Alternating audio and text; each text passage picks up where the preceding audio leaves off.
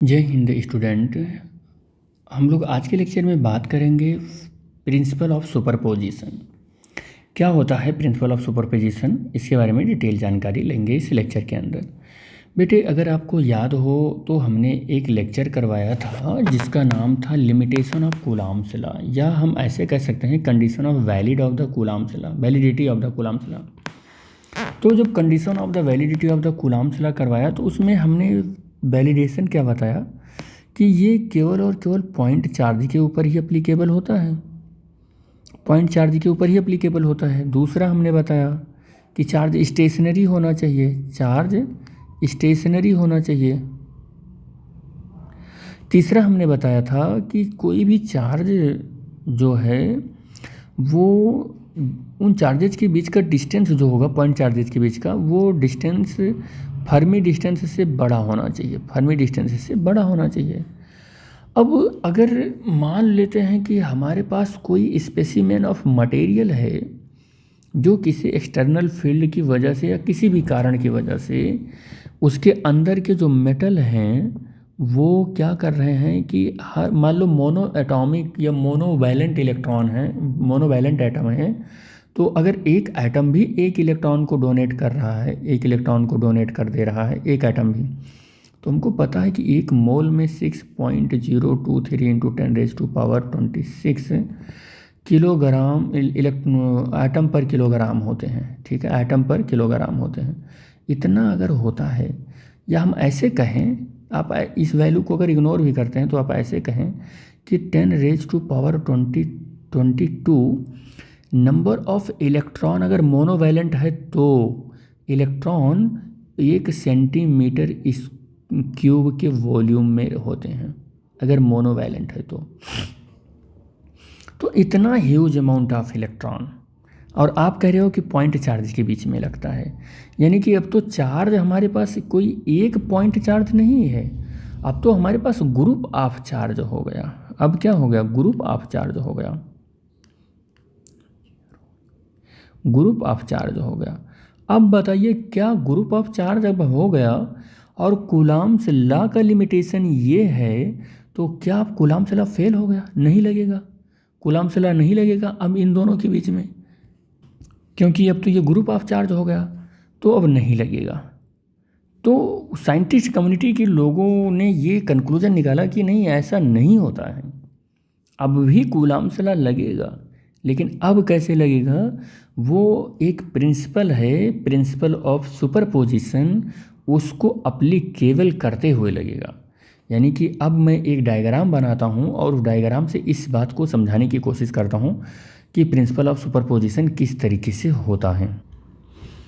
तो हमारे पास एक ट्रेडिशनल कोऑर्डिनेट सिस्टम है जो कि एक्स और वाई है, और जिसका ओरिजिन ओ है, और इसके ओरिजिन से एक चार्ज हमने रखा है जिसका नाम हमारे पास क्यू है, और ये जिस पॉइंट पर रखा हुआ है उस पॉइंट का नाम है पी। ठीक है, एक कोई चार्ज है जिसका नाम Q1 है, कोई दूसरा चार्ज है Q1 है ये। ठीक है, कोई दूसरा चार्ज है जिसका नाम Q2 है, कोई तीसरा चार्ज है ऐसे Q3 है जिसका नाम Q3 है। ऐसे बहुत सारे there are many charges are available in this system. इनका पोजीशन क्या है with respect to the coordinate? इनका पोजीशन, मैं ऐसा करता हूँ कि इसको ऐसे बनाता हूँ, इनका पोजीशन क्या है? तो इसका जो पोजीशन वेक्टर है ओरिजिन के रिस्पेक्ट में वो R1 है, इसका जो पोजीशन वेक्टर है वो R2 है, और इसका जो पोजीशन वेक्टर है वो R3 है। ठीक है, और इस पॉइंट पर, पी पॉइंट पर जहाँ पर क्यू चार्ज रखा हुआ है, इस पर हमको नेट फोर्स कैलकुलेट करना है, नेट फोर्स कैलकुलेट करना है। अब नेट फोर्स कैलकुलेट करने के लिए Q1 पर हमको एक लाइन ड्रॉ करना पड़ेगा कुछ ऐसे। ये इसका क्या हो जाएगा? ये इसका हो जाएगा Q1 Q पर कर रहा है, तो मैं इसको मान ले रहा हूँ कि ये Q0 है, यानी कि 0 है ये। तो ये 0 पर लग रहा है 1 की वजह से, R01 हो गया। ठीक है, दूसरी बात हम ये कर लेते हैं, Q2 इस पर जो फोर्स लगाएगा वो कुछ ऐसे इसका पोजीशन वेक्टर हो जाएगा और ये हो जाएगा R02 हो जाएगा। ठीक है, और थर्ड वाला जो हमारा बनेगा, इस पर जो ऐसे लगेगा ये कुछ ऐसे लगेगा, जो कितना हो जाएगा R03 हो जाएगा। ये इसकी पोजीशन वेक्टर है। अगर मैं R01 पोजीशन वेक्टर निकालूं तो हमें निकालना क्या होगा, R01। ठीक है, तो R01 निकालने के लिए, हाँ एक चीज़ और, इसकी वैल्यू मैं लिख देता हूँ। इसकी वैल्यू है मेरी R, इसकी क्या वैल्यू है, R है। ठीक है, और ये कुछ ऐसे जा रहा है। ठीक है, तो यहाँ पर ऐसे होगा। तो R01 हमको निकालनी है, तो यहाँ पर हमको क्या करना होगा, यह हमको R निकालना है और कौन कौन सा वेक्टर लेकर हमको R1 और R01 निकालना है। तो बस ऐसे देखो, आप ऐसे देखो कि हमको R1 वेक्टर को यूज करना है, R को, और R01 को यूज करना है, और हमको R निकालना है। तो R इज इक्वल टू, देखो R ये क्या होगा, ये R1 हो जाएगा, वेक्टर R1, और प्लस कितना हो जाएगा R01। R01 क्या हो जाएगा, बता सकते हो R01 क्या हो जाएगा, R माइनस R1 हो जाएगा। ठीक है, इसी तरीके से फिर से आप किसको किसको यूज करोगे, R को यूज करोगे, R2 को यूज करोगे, और R02 को यूज करोगे, R2 और R02 को यूज करोगे। अब अगर R आप लिखोगे तो कितना हो जाएगा, R2 और प्लस R02 वेक्टर, और R02 निकालोगे अब आप, तो क्या निकल कर आएगा, R माइनस R2 निकल कर आएगा। ऐसे फिर आप तीसरे चार्ज के लिए क्या यूज करने वाले हो, R और R3 और R03। अब यहाँ पर अगर आप R कैलकुलेट करोगे तो R3 और प्लस R03 निकल कर आएगा। यहाँ पर R03 अगर आप कैलकुलेट करोगे तो R माइनस R3 वेक्टर ये कैलकुलेट होकर आएगा। इसी तरीके से अगर आप और भी चार्ज लेते, सिमिलरली मान लो और भी चार्ज अगर आप लेते, तो वहाँ पर क्या कैलकुलेट होता है, R0n, मान लो ऐसे n चार्ज ले लेते आप, nth चार्ज लेते मतलब या Qn चार्ज के लिए और R0n के लिए, तो क्या हो जाता, R0n is equal to R minus Rn हो जाता यहाँ पर। लेकिन मैं n थोड़ा सा अच्छा नहीं समझ रहा हूँ, मैं इसको आयत टर्म के रूप में लिख रहा हूँ, आयत टर्म के रूप में। तो फिर ये क्या हो जाएगा, R ये 0 आयत और इज इक्वल टू क्या हो जाएगा, R वेक्टर माइनस R आयत हो जाएगा। ये मिल जाएगा हमको, एक जनरल केस मिल जाएगा। ये जनरलाइज्ड पोजीशन हो गया हमारा, जनरलाइज्ड पोजीशन हो गया हमारा किसी चार्ज की वजह से किसी पॉइंट पर कैलकुलेट करने को। ठीक है, ये हमने लिख लिया। तो आई होप यहाँ तक समझ में अगर आपको आ गई हो कि हमने पोजीशन वेक्टर कैसे कैलकुलेट किया, तो बहुत अच्छी बात है। अगर नहीं भी आ रहा हो तो वीडियो को पॉज करके फिर से देखो आप। ठीक है बेटा, तो यहाँ से कैलकुलेट हो गया। अब जरा देखो कि ये जो P1 पर लगने वाला फोर्स है Q1 की वजह से, ये Q1 की वजह से, ये Q1 की वजह से, वो फोर्स कितना है। तो ये हो जाएगा 0 1 इज इक्वल टू 1/4πε0 और Q1 इंटू Q अपान R01 का होल स्क्वायर, ये हो जाएगा।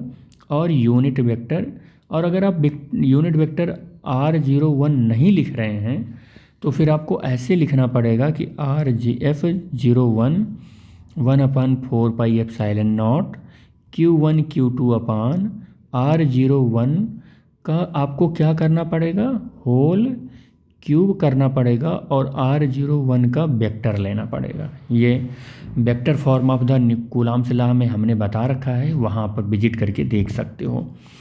अब F01 1/4πε0 Q, अच्छा Q1 नहीं होगा यहाँ, एक Q1 होगा और दूसरा Q होगा, तो Q1 अपान R01 वेक्टर का मॉड अगर हम लें, वेक्टर का अगर हम मॉड लें तो अब देखो जरा क्या लिख सकते हैं हम इस वैल्यू को। इस वैल्यू को r-r1 लिख सकते हैं मॉड के अंदर। तो r-r1 और वेक्टर लगा हुआ है और मॉड और r-r1 और यहाँ याद रखना कि यहाँ यूनिट वेक्टर है। क्या है ये? यूनिट वेक्टर है। तो यूनिट वेक्टर हम ऐसे लगा लें, या मैं इसको एक कॉमन यूनिट वेक्टर मान लूँ और उसको नाम दे रहा हूँ n। याद रखें कि अगर मैं r vector minus r vector का यूनिट वेक्टर अगर निकालता हूँ, यानी कि r-r1, ठीक है, r-r1 ये, तो मैं इसके यूनिट वेक्टर को n कह रहा हूँ, ठीक है, इसके यूनिट वेक्टर को n कह रहा हूँ। तो यहाँ से लेकिन ये क्यूब कर दिया है तो कोई फ़र्क नहीं पड़ेगा, r-r1 कर लेते हैं, ठीक है, ये कर लेते हैं, हमने क्यूब कर दिया है तो कोई दिक्कत नहीं होगी इससे। तो ये हो गया हमारा, ठीक है। इसी तरीके से जब हमने देखा कि ये जो हमारा Q1 है इसने इस पर इतना फोर्स लगाया, तो Q2 भी इस पर कुछ फोर्स लगाएगा। सिमिलरली Q2 के लिए भी लिखो अब आप। तो Q2 के लिए अगर मैं लिखता हूँ तो F02 अगर फोर्स लगाएगा तो 1/4πε0 Q2/r माइनस, अब उसका डिस्टेंस देखो कितना था, r-r2 हो जाएगा, r2 और ये मॉड और क्यूब और r-r2 हो जाएगा, ये हो जाएगा यहाँ पर, ठीक है। सिमिलरली इसी तरीके से, ठीक है। अब F03 के लिए अगर आप फोर्स देखें, F03 के लिए ये कितना फोर्स लगा रहा है Q पर, तो इसकी अगर फोर्स लिखें तो 1/4πε0 Q3/r-r3 और ये क्यूब और r-r3 और ये हमारा वेक्टर, ठीक है। इस तरीके से ये फॉर्मूला आ जाएगा। अब अगर आप नेट फोर्स देखो, आप क्या है, पॉइंट चार्ज की वजह से कूलाम्ब लॉ तो लगा रहे हैं, लेकिन पॉइंट चार्ज की वजह से कूलाम्ब लॉ बढ़िया रिजल्ट भी दे रहा है। लेकिन अब आप देखोगे क्या कि यहाँ पर तो बहुत सारा चार्ज आ गया, तो अब यहाँ पर जो फोर्स लग रहा है P पॉइंट पर, नेट फोर्स जो लग रहा है, देखो इसकी वजह से इस डायरेक्शन में लग रहा है, ये कौन लग रहा है, F01 लग रहा है। इसकी वजह से 2 की वजह से कि क्या लग रहा है, ये 2 की वजह से ये लग रहा है फोर्स, क्या लग रहा है 2 की वजह से, F02 फोर्स लग रहा है। 3 की वजह से इधर कहीं पर लग रहा है फोर्स, ये इधर कहीं पर लग रहा है F03। एक ही पॉइंट पर सेवरल फोर्सेस एक्ट हो रहे हैं, तो अब सेवरल फोर्सेस एक्ट हो रहे हैं तो इसका नेट भी तो हमको निकालना पड़ेगा। तो यही किसी एक पॉइंट पर डिफरेंट पॉइंट चार्ज की वजह से लगने वाले जो फोर्सेस हैं, यही नेट फोर्स हम लोग प्रिंसिपल ऑफ सुपरपोजिशन से कैलकुलेट करते हैं। किससे कैलकुलेट करते हैं? Position of superposition, principle of superposition से कैलकुलेट करते हैं। अब हम उसकी प्रिंसिपल लिखते हैं कि प्रिंसिपल ऑफ सुपरपोजिशन है क्या चीज़, ठीक है। तो प्रिंसिपल ऑफ सुपरपोजिशन क्या है कि if the system contains the number of interacting charge, देखो जैसे ये system contains the number of interacting charge Q1, Q2, Q3, Q4, ऐसे बहुत सारे डॉट Qn तक हो सकते थे। सिस्टम में कैसे चार्ज हो सकते थे? Q1, Q2, Q3 dot Qn तक हो सकते थे। तो कह रहा है कि इन सब की वजह से then the force on the given charge, इन सब की वजह से जो गिवन चार्ज है Q, इस पर जो फोर्स लग रहा है वो किसके इक्वल होगा? Equal to the vector sum of, ये सब इक्वल टू द क्या होगा? Vector sum of all forces F2, F3, F4 dot जितना भी हमने चार्ज यहाँ पर लगा रखा है, सबकी वजह से force exerted on it by all remaining charge, जितने भी चार्जेज हैं सबकी वजह से लगने वाला फोर्स Q पर नेट हो जाएगा वेक्टर सम फोर्स है, वेक्टरली मतलब वो डील किया जाएगा। और ये बात हमेशा अपने दिमाग में रखें, यानी कि it may be kept in mind that the force between the any two charge is not affected by the presence of other charges. अगर इस वाले पॉइंट पर Q1 ने फोर्स ये लगा दिया तो ये मत सोचना कि इस फोर्स की वजह से ये फोर्स अफेक्टेड हुआ होगा ना, ये फोर्स उतना ही लगने वाला है। Q2 ने अगर इस पर इतना फोर्स लगाया तो Q3 और Q1 की वजह से ये मत समझना कि ये फोर्स से अफेक्टेड हुआ है ना, ये अपना ही फोर्स लगा रहा है।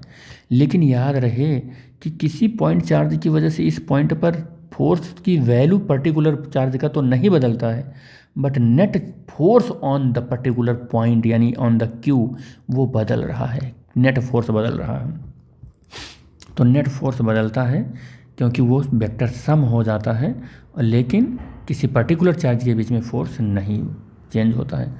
तो अगर अब आप ये सारे फोर्सेस, ये चाहे ये वाली वैल्यू, चाहे F2 की वैल्यू और चाहे F3 की वैल्यू, ये सारी वैल्यू, इसको मैं F1 बोल दूं और वेक्टर में, और इसको F2 बोल दूं और इसको मैं F3 बोल दूं, सारी वैल्यू पुट कर दो, देखो क्या मिलता है आपको। तो vector F is equal to 1/4πε0 Q into Q1 R minus R1 और इसका whole cube R minus R1, और ये ब्रैकेट में रहेगा, ये तो वेक्टर है। और 1/4πε0 Q2 अपान R माइनस R2 और होल क्यूब और R माइनस R2, और फिर प्लस 1/4πε0 Q3 अपान R माइनस R3 और मॉड में whole cube R minus R3। तो ऐसे डॉट डॉट डॉट ऐसे अगर nth टर्म तक है तो nth टर्म तक आप लेकर जाएं। तो vector F is equal to 1/4πε0 common हो जाएगा, Q भी कॉमन हो जाएगा, या मैं यहाँ पर देखो Q ही कॉमन कर लेता हूँ। तो वैल्यू बच क्या रही है ब्रैकेट के अंदर, वो बच रही है Q अपान R माइनस R1 और mod of whole cube R minus R1, ये बच रहा है, प्लस Q2 अपान R माइनस R2 और whole cube R minus R2, ये बच रहा है। Q3 बच रहा है और R minus R3 vector whole cube और R माइनस R3 ये बच रहा है, ठीक है। Plus dot dot dot nth term तक ले जा रहे हैं तो nth टर्म तक आप ले जा सकते हैं। इसको जनरलाइज इक्वेशन के फॉर्म में अगर आप लिखते हैं तो Q अपान 1/4πε0, और आप सिग्मा लगा के लिख सकते हैं इसको, I की वैल्यू 1 से शुरू करेंगे और n तक ले जाएंगे, nth टर्म तक आप ले जा रहे हैं तो, और Q यहाँ पर क्या हो जाएगा, I हो जाएगा, और R माइनस RI हो जाएगा, वेक्टर लगेगा और होल पावर 3, और यहाँ पर क्या हो जाएगा R माइनस RI, और ये हो जाएगा। इसका जनरल एक्सप्रेशन हमने लिख दिया। तो this is the principle of superposition, यही कूलाम्स लॉ पर लगाएंगे तो ये कि जनरल एक्सप्रेशन ये हमें डेवलप करके दे देगा, ठीक है। और सिग्मा जहाँ पर क्या रिप्रेजेंट कर रहा है, वेक्टर सम को रिप्रेजेंट कर रहा है, ये भी याद रखना, वेक्टर सम को रिप्रेजेंट कर रहा है ये, ठीक है। तो बस इस लेक्चर में हम इतना ही, और नेक्स्ट लेक्चर में हम प्रिंसिपल ऑफ सुपरपोजिशन पर बेस्ड कुछ न्यूमेरिकल देखेंगे, ठीक है बेटा। Thank you, thanks for watching the video, thank you.